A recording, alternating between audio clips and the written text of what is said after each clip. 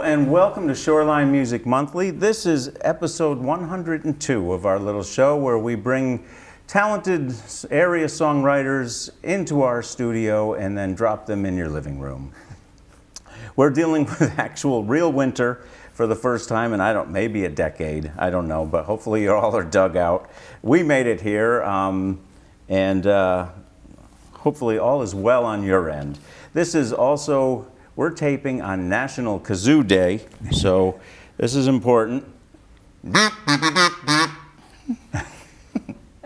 I'm very, very excited. I got to get right to our guest because, as I was just explaining to him, I'm going to have to watch just how many stories I let him spin because it's there's a lot. There's a lot. But I'm very, very happy to have in the studio with me today Jim Beloff. Welcome. Oh, thank you so much, Mark. I'm so glad to have you here. I do, admittedly, not the world's deepest research into folks, but my Lord, I came up with, personally, 11 CDs, 4 DVDs, and I stopped counting the list of books. It's somewhere in the 20, 30. Yeah, it's a lot of stuff. And they all seem to center around the same little instrument. Right, right. So, what brought you to what brought you to music for one? I guess I saw you were. It sounds like you started in musical theater. Yeah. Well, I think it was my folks, my dad in particular. You know, my folks both thought that my sister and I should play an instrument, like many families. And the piano didn't take, the violin didn't take, and then my dad, I give him credit, he tried a different, instead of pushing, he tried to pull. And so he took guitar lessons when I was, maybe 9, 10, in the hopes that I would hear him and then eventually say, gee, that sounds kind of nice. Can I, try it? And that's exactly what happened. So instead of forcing it, I came to it. Oh, nice. And a wise man. Yeah, he was a wise man. Both my folks were psych majors. So anyway, it stuck, and I started writing songs really soon after getting a guitar. And so music has been part of my life for forever, it seems. But when I was in college, I got really interested in musical theater. And it was while I was in college that I had this amazing experience being an intern on a musical written by Leonard Bernstein and Alan J. Lerner about the White House called 1600 Pennsylvania Avenue. And I traveled with the show out of town in Philadelphia and Washington, and came back with it to New York, and it closed after 7 performances. It was at the time considered one of the greatest Broadway flops ever. Oh dear. But it was an amazing, amazing experience to be part of it. I bet. Yeah. So now you're in college, you're already running shows on Broadway. Well, hardly, but yeah. But I'd had that taste of that, and also getting to watch these two extraordinary talents, work to try to save it. Oh. That was also an extraordinary experience. Were you still playing guitar at this point? I was, and I was a musical theater major in college, and my sort of quote unquote thesis was writing a show. And for that, I wrote it on piano just to see what it was like to write a show on piano. But I was mostly writing always on the guitar. Mm. And then after I graduated, I came to New York City with the hopes of writing Broadway shows, and eventually wrote a bunch of children's musicals. And that was very satisfying, but never got close to Broadway.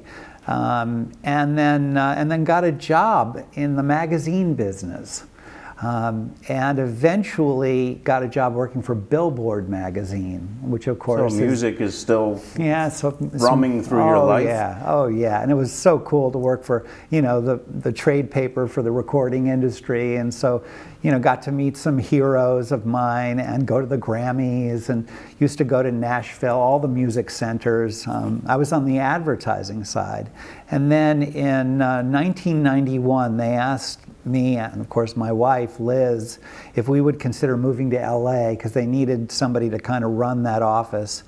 And we loved the city. We had a loft on 29th Street, and we just were so in love with living in New York City. But we went. And Lizzie was doing trailers and teasers for movies, so it made a certain amount of sense for her career. A lot of it's based right out of there. It's all based Sure, out there. yeah. So we reluctantly left New York City, went to LA, and we had developed this love for flea markets while we were in Manhattan. And there are a lot of flea markets in LA, and the weather's always beautiful, of course. And so soon after we moved there, we go to the Rose Bowl Flea Market in Pasadena, and I find this Martin tenor ukulele on a blanket, and on a whim, I bought it. Your life changed forever. And I now tell people, be careful what you buy at flea markets because it can change your life.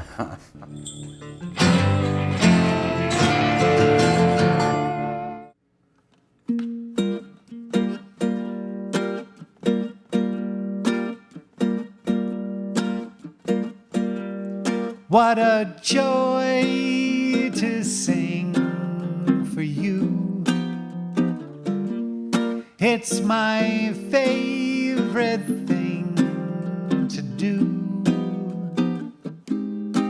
It's a privilege to be here. Share a laugh and share a tear and love.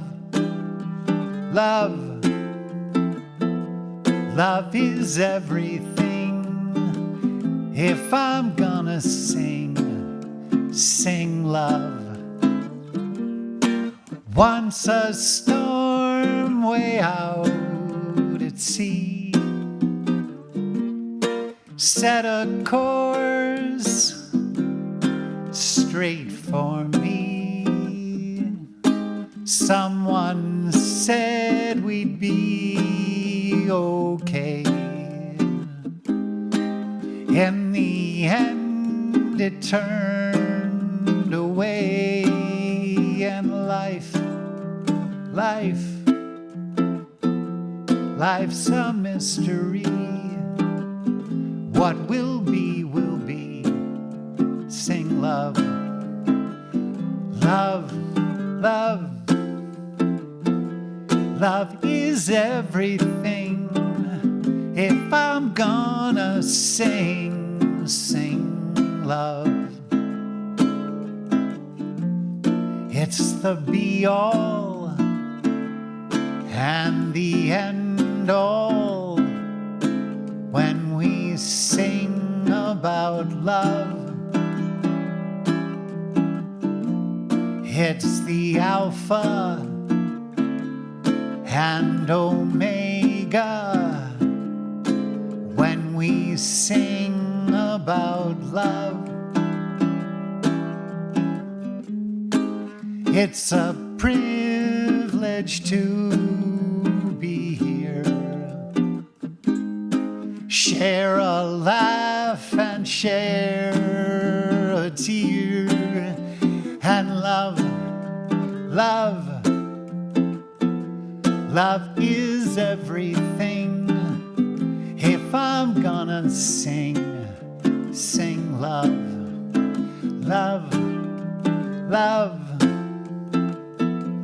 Love is everything. If I'm gonna sing love.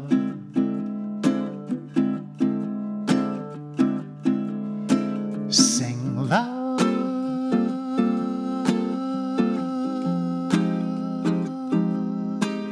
Sing love.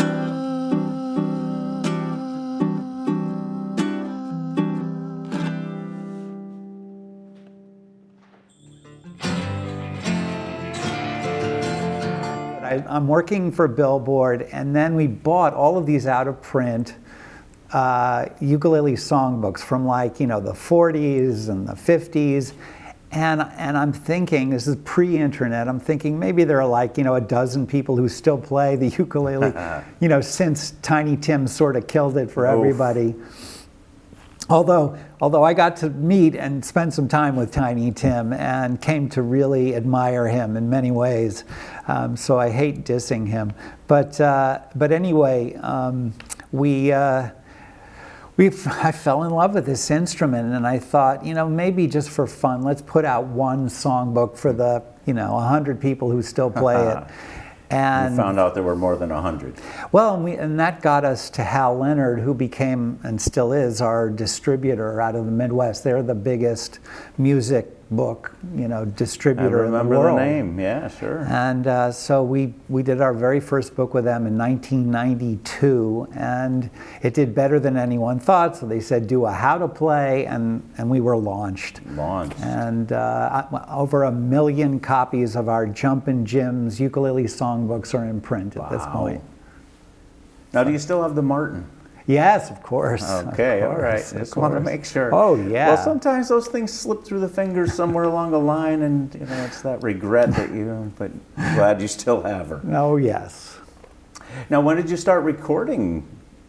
Because you do like original song CDs. Yeah. I mean, one just came out. Very good, by the way. Thank you. Enjoying it very much. Thank you so much. Yeah. Well, the interesting thing was at the beginning, it really wasn't about, becoming a publishing company. I started writing songs immediately on the uke. I was a longtime songwriter, as I've mentioned, musical theater and that sort of thing. So I'd written a lot of songs on the guitar. But for some strange reason, and I was a pretty good guitarist. With a uke, of course, you lose 2 strings, but somehow or another, my songwriting seemed to work well on the uke. And so it was as if I'd found my musical partner in a way. It seemed like my songs really breathed on a uke more than they did on a guitar. And so I started to write on the uke, and that was my focus for a long time, until I started to realize, wow, there's no materials for this instrument. Let's see what we could do there.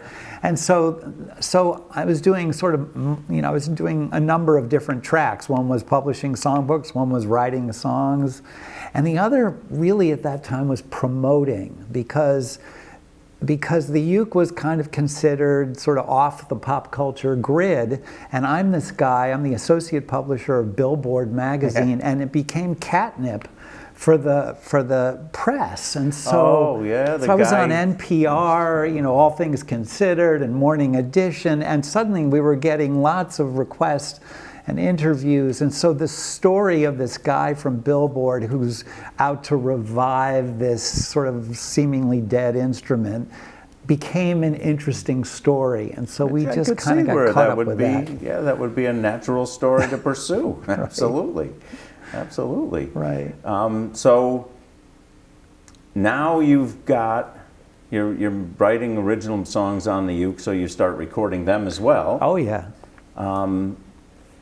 And could we just touch on, because when I was looking through, I saw everything from Leonard Bernstein, who we've hit on, to Spinal Tap. I've seen a picture of you with Spinal Tap, Eddie Vedder in there. But again, there's a book, an autobiography, which has all the stories in it. So we don't have time for all of them. Right. But could you just, I saw George Harrison's name pop up, who I think for fans of our show, maybe the most interesting. Yeah, that was a great moment. Maybe the greatest of them all. And that came about because around 1999, 98, I was about ready to leave Billboard and go into this crazy ukulele business full time with my wife. And my brother-in-law, my sister's husband, sort of was fascinated by what we were doing. And I kept telling him, because he was an engineer, and I kept saying, one problem with encouraging the growth of this instrument is that there aren't a lot of good ukes out there. If you went to a music store in those days, there wasn't a lot to pick from. And so he got interested and designed what became known as the Fluke ukulele, which are still being made up in Sheffield, Massachusetts, and that's what I'll be playing later. And, nice. I have their SB. Yeah. Oh, you do? I do. Cool. Yeah. Cool. So, so we introduced at the NAMM show, this big music trade show, in 1999, the very first, sort of prototype of the Fluke. And somebody walks by our booth, and we have a few of our books out, songbooks out, and I'd written the very first book on the history of the ukulele. No one had ever done it before, and so I'm not a historian, but I ended up writing it, and it was filled with 4-color photographs called The Ukulele: A Visual History. Guy walks by the booth and he says, "Oh, my friend George gave me that book." And so Lizzie and I were in the booth at that moment, and we said, "Well, that's very nice. Thank your friend George for giving you that book." And he said, "In fact, George gave that book out to all his friends this Christmas." And we said, "Well, that's wonderful." And he said, "Well, George Harrison." And so it turned out that George Harrison was a uke fan. He loved ukes. And when the book came out, he bought a bunch of them and gave them out as gifts to all his friends. And then this guy, Danny Farrington, who was kind of a luthier to a lot of rock stars. He'd made ukes for Linda Ronstadt and Stephen Bishop and George Harrison. And so he says, "Well, George is in town, and I bet he'd love to come by your house and see your uke collection." So Lizzie and we exchange, contact info, and then we don't tell anyone because we are convinced that Beatles don't come to your house. So we kind of forgot about it, and then about 4 days later, the phone rings, and it's Danny Farrington, and he says, "We're on our way." And at around 1 p.m, in walks Danny Farrington and George Harrison into our home in L.A., and we spent the next 4 hours playing ukes with George Harrison. Wow. Yeah. That's something. That is something else. And there's a lot more stories in his autobiography, so look it up. If folks wanted to find you, what's the best way for them if they wanted to find these books, find where you're playing? I know it's too quick. We can't tell them you're playing downtown Clinton this coming weekend. Yeah. It won't air by then. But Right. if folks want to find in the future where they might get a hold of you. Yeah. Well, I mean, I'm on, our website is Flea Market Music. Flea markets. Yes. We became Flea because of the origin story.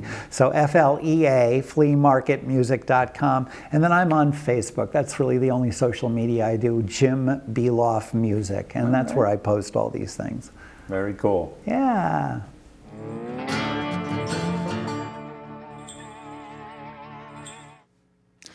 Boy, I love a big band, especially when it swings. Orchestras are thrilling, love to hear those strings. Love to sing for thousands in a concert hall. But lately, I've been thinking, what's the harm in thinking small?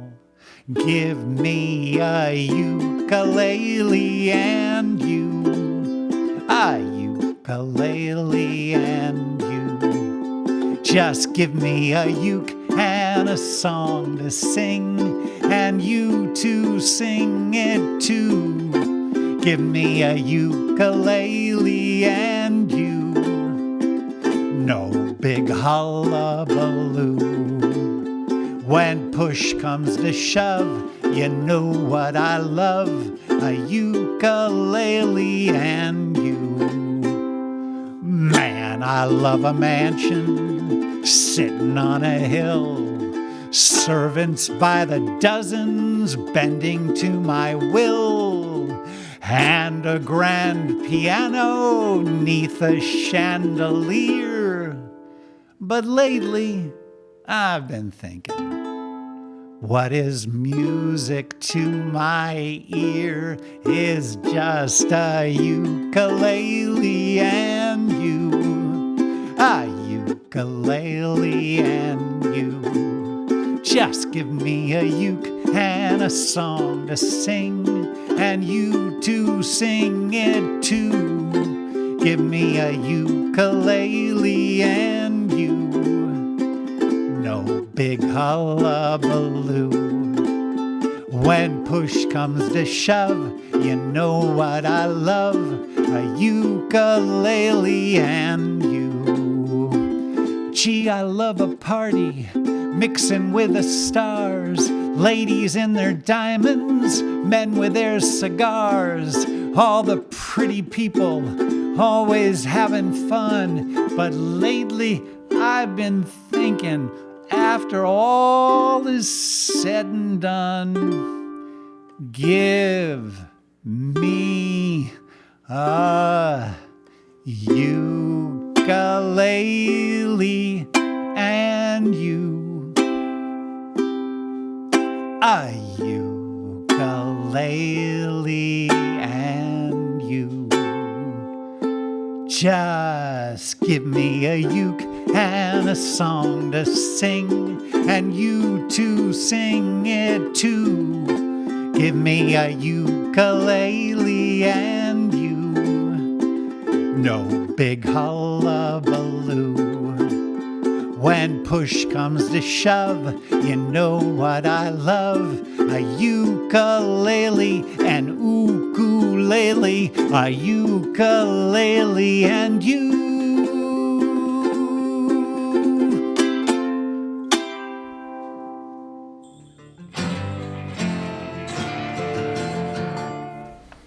All right, folks, I am back with Jim Beloff, and he has foolishly agreed to play From the Hip with me, that silly little game where we just ask, you know, well, it's all about music and food for the most part, but just things that may not normally come up. Okay. What is the first national level act you ever saw live? Oh, wow. Gosh. I don't know, maybe Todd Rundgren or Stevie Wonder or Joni Mitchell. Okay. How many states have you lived in? 3, Connecticut, New York, and California. Okay. Who is your favorite uke player? Lyle Ritz. Okay, I do not know that name. Yeah, but he's got quite a story. Okay, I will have to look him up. Yes. Is he still with us? No. No? No, but he's kind of considered the grandfather of ukulele jazz. Oh, interesting. And he also was the acoustic bass player for the Wrecking Crew. Wow. So he's on, Pet Sounds. Everything. He's on everything. Wow. He's the one doing, You've Lost That Loving Feeling, and Sonny and Cher, and the Monkees, and everything in between. Wow. Yeah. Okay. Do you recall what the first music you purchased with your own money was? Yes, I do. Good question. It was Buffalo Springfield Retrospective. Oh, that's a very good album. Yeah.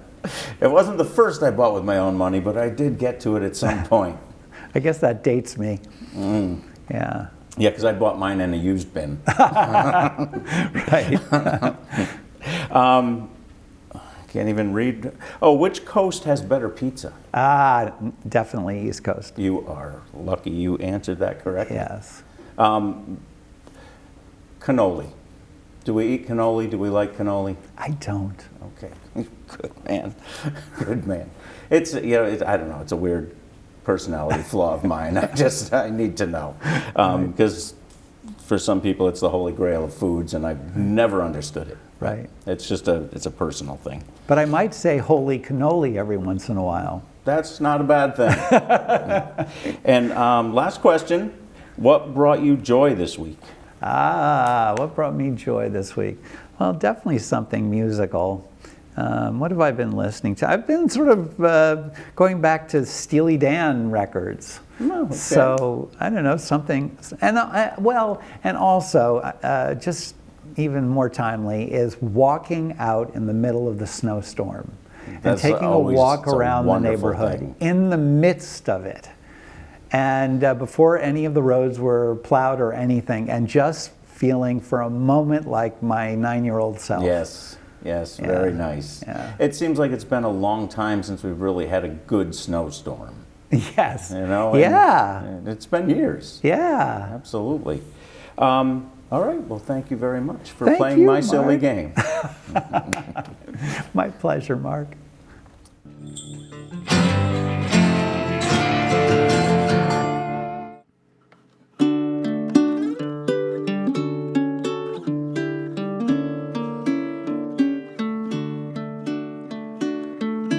From the moment of our birth,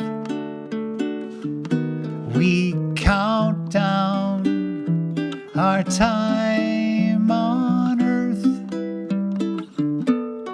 Peaks and valleys we shall roam as we walk each other home. Try to take it all in stride, step by step, side by side, steady as a metronome as we walk each other home. Days of sunshine, days of showers, we shall share them all. From the moment of our birth, we count down our time on earth. Peaks and valleys we shall roam as we walk each other home.